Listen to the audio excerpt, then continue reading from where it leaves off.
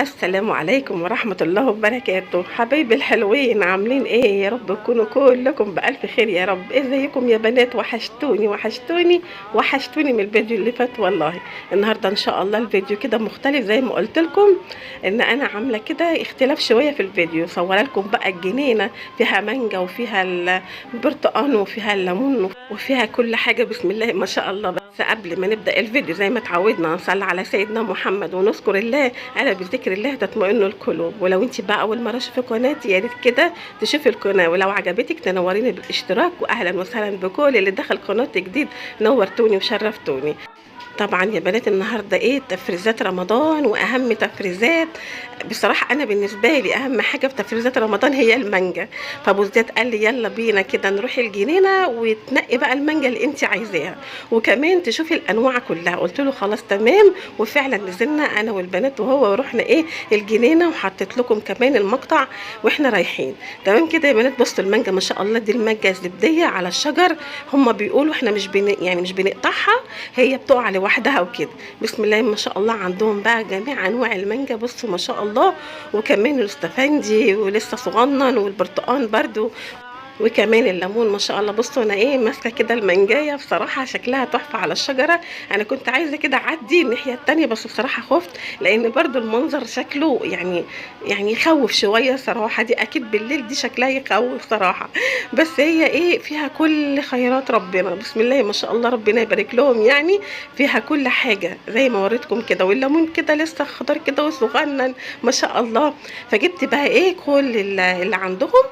وطبعا ايه روحنا تمام كده. وجبت كمان اللي هو اللي اسمه ايه ده، ايوه اللي هو الافوكاتو ده برضو كان الكيلو ب70 جنيه هناك. وكمان جبت ايه انواع المانجا اللي عندهم كلها، يعني ما شاء الله. كل ما امسك مانجايه يقول لي دي اسمها كذا ويحطها لي في الشنطه، وكل ما امسك مانجايه يقول كذا ويحطها لي في الشنطه. بسم الله ما شاء الله. يعني ايه جبنا كميه محترمه، يعني مش دي بس صراحه، يعني دي جزء من المانجا. وكمان واحنا مروحين رحنا فتح الله تمام. فعجبتنا برضو ايه، كان في مانجا كده كبيره، لان المانجا ما كانتش كبيره قوي في الجنينه. فجبت برضو من فتح الله. هقول لكم برضو يعني الاسعار، وهقول لكم كمان المانجا اسمائها ايه يعني وكده، وايه اللي عجبني بصراحه. يعني هي المانجا كلها ما فيش حاجه فيها ما تحبهاش، يعني كل المانجا تحبيها. بس في كده انواع ما شاء الله كانت مسكره بزياده ومليانه لحم كده بزياده ما شاء الله. وبالذات المانجا النعومي اللي انتم شايفينها قدامكم دي، بسم الله ما شاء الله. يعني ما فيش حد ما كلش منها السنه دي، بألف هنا وشفا. يعني مش غاليه وحلوه ما شاء الله. هو ادانا المانجا كلها يا بنات، هو كان قايل ب35 بس ادانا كله على 30. تمام كده يا بنات، بسم الله ما شاء الله. جبت كميه كويسه.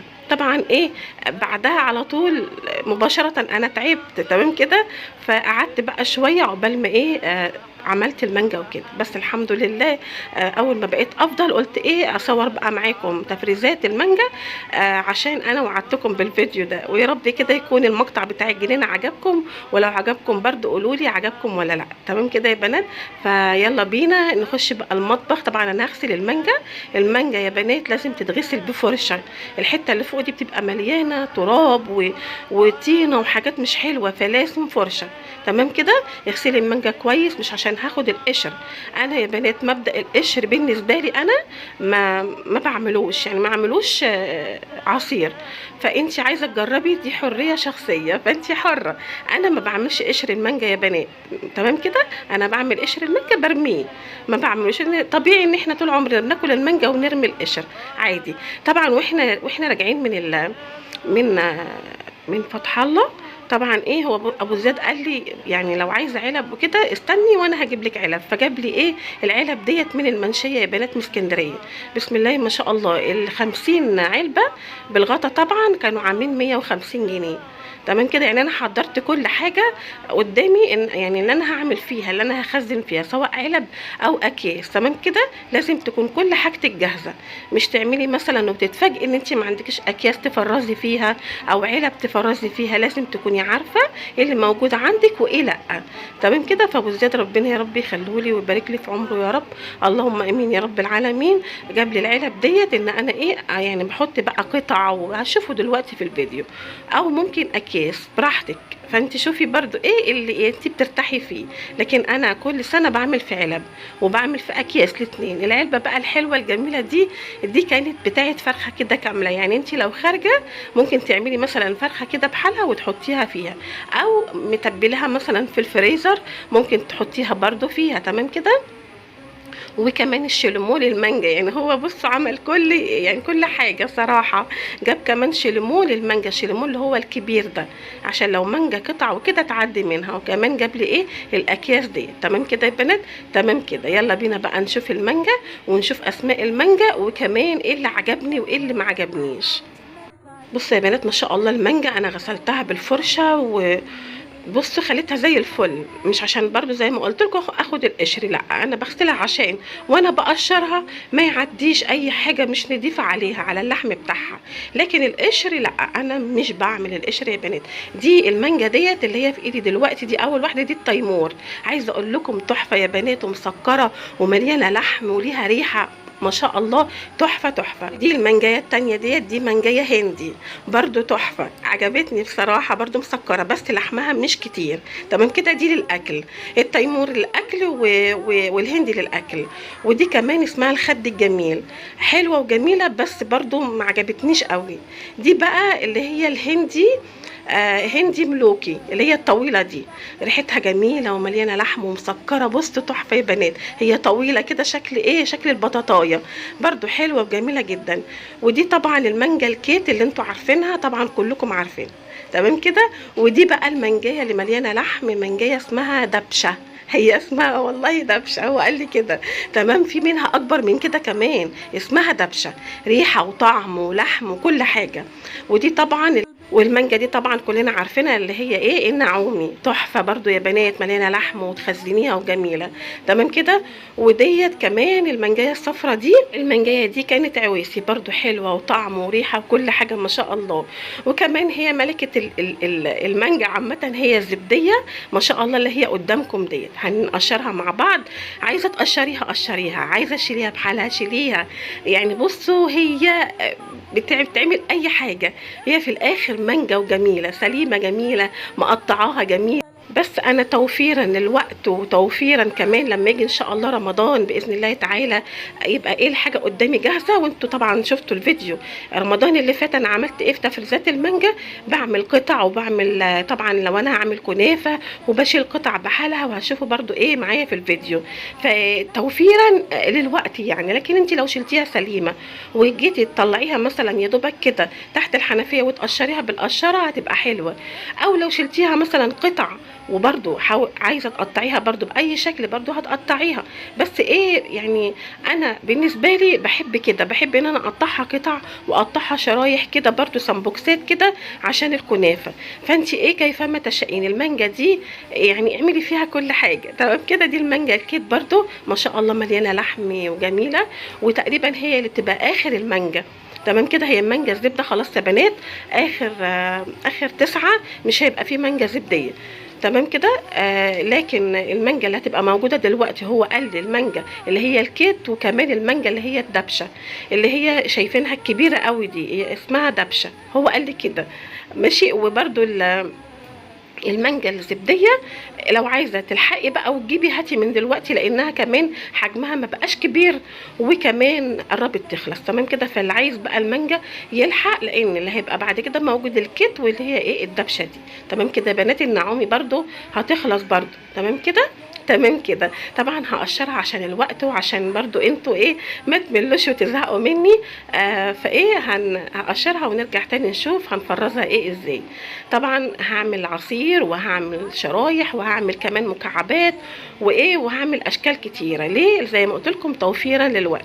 لكن والله يا بنات انا خزنتها برضو بحالها تحفه جدا. تمام كده.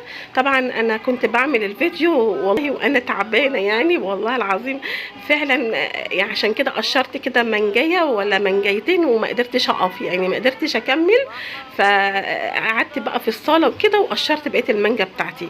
لكن لما جيت بقى اعمل التفريزات، طبعا انتوا عارفين المانجا بتبهدل وكده، فدخلت تاني المطبخ وشغلت بقى المروحه وكملت الفيديو، لان فعلا البرد جاي لي في العظم يا بنات، فما كنتش فعلا قادره اقف. فالحمد لله رب العالمين، انا افضل كتير ومتشكره جدا جدا ليكم وعلى سؤالكم عليا ودعواتكم ليا. ربنا يا رب ما يحرمنيش منكم ابدا، ويديم المحبه بيننا وبينكم، اللهم امين يا رب العالمين، ويزيدنا كده ان شاء الله، والقناه تكبر بيكم وليكم ان شاء الله. وزي ما قلت لكم يا بنات، اللايك بيرفع الفيديو وكمان بيبقى دعم منكم، وانا عايزه اشكركم. بصوا بقى، يعني مهما اقول لكم مش هوفيكم على انكم بجد رفعتوا لي الفيديوهات اللي فاتت، وبسم الله ما شاء الله المشاهدات بسم الله ما شاء الله، نعمه وفضل من عند ربنا. بجد انا متشكره ليكم يا بنات ان انتوا رفعتوا لي الفيديوهات، ربنا يخليكم ليا ويديمكم نعمه في حياتي، اللهم امين يا رب العالمين. طبعا بقى يا بنات، معلش انا اسفه والله عشان انا مش قادره اخد نفسي شويه. طبعا انا قطعت كده المانجا وقطعتها كده مكعبات سهله جدا والله، ما فيهاش اي افتكاسات. بتقطعها كده شرايح زي البطاطس بالطول، وبعد كده تجيبيها بالعرض، وبعد كده على طول تقطعيها مكعبات. عايزه اقول لكم كمان البذر اللي انتوا شايفين بحطه ده بعد كده بقى هاخده وعلى طبق كده بالسكينه اطلع كل اللي فيه، وهيتعمل برده عصير هيبقى تحفه يا بنات. تمام كده، البذر محدش طبعا يفرط فيه، لان لازم تاخدي منه العصير، حرام خساره. لكن القشر لا، انا جربته السنه اللي فاتت وبجد يعني انا معدتي وجعتني صراحه.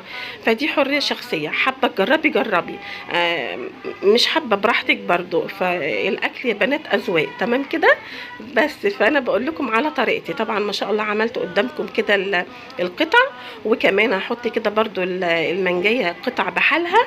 تمام كده برضو، عشان لو انا عايزه اجرنش حاجه، عايزه اعمل شكل برضو يبقى عندي كل حاجه. تمام كده تمام كده. فشوفي بقى انت حابه تخزني المانجا ازاي، عايزه تعملي زي ما انا عامله اعملي، عايزه تعملي بطريقتك انت برضو اعملي. المهم ان انت ما تنسيش تفريزات المانجا، لان اهم حاجه في رمضان هي العصاير، المانجا، وان شاء الله برضو الجوافه بسم الله ما شاء الله. وبرضو هنعمل باذن الله تعالى برضو مربى البلح برضو لسحور رمضان، وهنعمل افكار كتيره باذن الله تعالى. اللهم بلغنا رمضان لا فاقدين ولا مفقودين، اللهم امين يا رب العالمين. وانتوا كده دايما كده منوريني، وربنا يا رب كده يديم المحبه ما بيننا، اللهم امين يا رب العالمين. طبعا يا بنات انا قطعت المكعبات، وقطعت كمان اللي هي بحالها ديت، وكمان اللي هي برضو الكنافه اللي هي السمبوكسات ديت. ما شاء الله برضو كنت وريتكم الفيديو رمضان اللي فات، كنت عامله علبه بسم الله ما شاء الله كبيره، تقريبا واخده يجي 5 كيلو مانجا ما شاء الله. فطبعا المره دي اطباق صغيره، فالافضل ان هي تكون اطباق صغيره عشان تاخدي الطبق يا دوبك تعمليه، ما ترجعوش تاني. طبعا الفواصل اللي انا هحطها قدامكم ديت مهمه جدا جدا يا بنات. ليه؟ لان انت ممكن تاخدي طبقتين 3 ما تحتاجيش الباقي. انت طبعا لازم عشان تاخدي، لو هي على بعض هتفكيها، لا انت هتشيلي الكيس كده وهتلاقي نفسك مطلعه الطبقه بسم الله ما شاء الله، عوزتي تطلعي طبقه غيرها، وهكذا وهكذا. ما عندكيش الفواصل ديت، هي بتتباع عند بتاع الاكياس عادي. بس لو مش عندك هاتي كيس اللبن ده وقطعيه 2، يعني قطعيه 2 وبعد كده قطعيه برده نصين يبقى 4. تمام كده، ويبقى فواصل برده تحطيها ما بين العلب. بسم الله ما شاء الله عملت كده المانجا اهي، اللي هي المكعبات واللي هي سمبوكسات واللي هي بحالها، وخلاص خلصتها. اتبقت بقى المانجا اللي هي برده كانت برده متقطعه قطع، دي العصير بقى. تمام كده، عشان انا زي ما قلت لكم سبتها لغايه ما قدرت ان انا اقوم اكمل يعني تفريزها وكده. لكن انا كنت جايباها سليمه، وكان ممكن كلها تبقى قطع، بس قدر الله وما شاء فعل، والحمد لله على كل شيء، والحمد لله رب ان هي عدت على خير. اللهم لك الحمد والشكر، الحمد لله. ويا رب ما يكتبش ابدا ابدا عليكم اي حاجه وحشه، ويشفي كل مريض، اللهم امين يا رب العالمين. كيسي بقى المانجا زي ما انت حابه. انا مثلا بحتاج مثلا شفشقين، انت بتحتاجي شفشق واحد، بتحتاجي نص شفشق بس، فانت زي ما تحبي. عايزه الكيس تعمليه كيلو، عايزه تعملي نص كيلو الا ربع، زي ما تحبي. انا عامله هنا الكيس تقريبا حوالي كيلو الا ربع. تمام كده يا بنات، على قد الشفشق. عايزه كيسين هطلع كيسين، عايزه 3 هطلع 3 بألف هنا وشفا. فاهم حاجه بالنسبه لي يا بنات تفريزات رمضان هي العصاير، اللي هي المانجا والجوافه، واي حاجه هتطلع تتعمل عصير، اي حاجه. والبرتقال طبعا اكيد طبعا. بس انا البرتقال مش عارفه، يعني ما حبيتش ان انا اشيله، مش عارفه ليه بصراحه، يعني بيبقى في الوقت بتاعه خلاص. بس ان شاء الله هجرب برضو ان نشيل. انا كنت بشيله قبل كده، بحس ان هو فصل، يعني بيبقى تحت الميه، اللي هو الشوائب بتاعته وفوق الميه.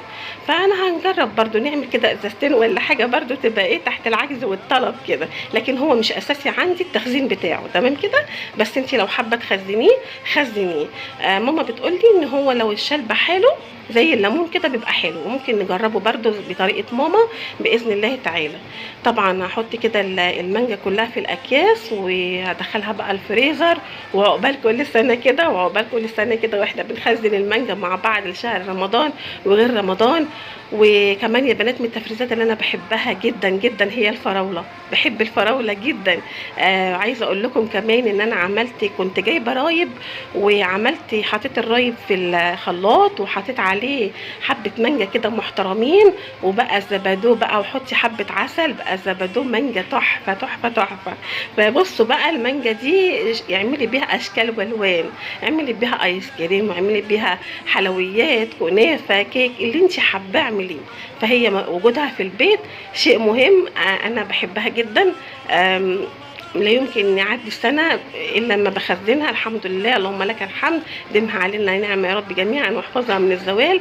فالمانجا حاجة أساسية بالنسبة لي، تمام كده يا بنات.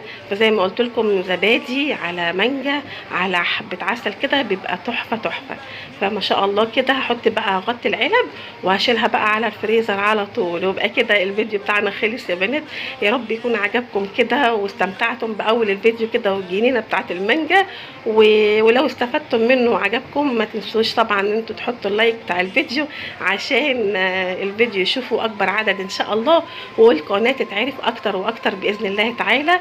ومتشكره يا بنات ليكم على دعمكم ليا وعلى رفعكم للفيديوهات، والف الف شكر ليكم ان انتوا كمان على طول بتسالوا عليا من ساعه ما عرفتوا ان انا تعبانه.